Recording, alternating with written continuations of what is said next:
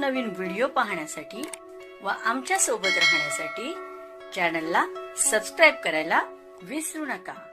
बघा काय माहिती आहे, सरकारी कर्मचारी आणि पेन्शन धारकांसाठी महत्त्वाची घडामोड समोर आली आहे।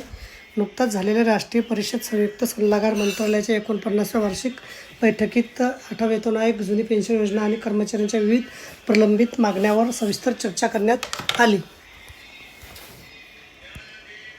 कॅबिनेट आणि व्ही सोमनाथन यांच्या अध्यक्षतेखाली झालेल्या बैठकीत कर्मचारी संघटनांच्या प्रतिनिधींनी सरकारसमोर अनेक महत्त्वाचे मुद्दे मांडले। या बैठकीत सर्वाधिक चर्चा 8 वेतन आयोगाबाबत झाली। कर्मचारी संघटनांनी सरकारकडे नवीन वेतन आयोगासाठी सविस्तर मागणीपत्र सादर केले आहे। यास किमान वेतन वाढवणे, फिटमेंट फॅक्टर निश्चित करणे, वार्षिक वेतनवाढीचे नियम बदलणे आणि पदोन्नतीचे प्रक्रियेत सुधारणा करण्याची मागणी करण्यात आली आहे। कर्मचारी संघटनेने विषयावर सरकारने सातत्याने चर्चा करावी अशी अपेक्षा व्यक्त केली आहे। यासोबतच जुनी पेन्शन योजना पुन्हा लागू करण्याचा मुद्दे जोरात मांडण्यात आला।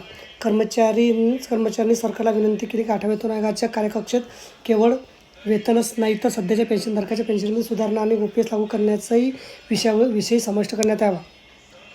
पदोन्नती आणि वेतनवाढीच्या नियमात बदल करण्याची मागणी करण्यात आली। सध्याच्या नियमानुसार पदोन्नतीनंतर पुढील वेतनवाढीसाठी 6 महिने सेवा आवश्यक असते। मात्र या काळात एखादा दिवस घोषित झाल्यास कर्मचाऱ्यांची वेतनवाढ लांबते। हा नियम बदलून 180 दिवसाचा निकष लागू करावा अशी मागणी करण्यात आली।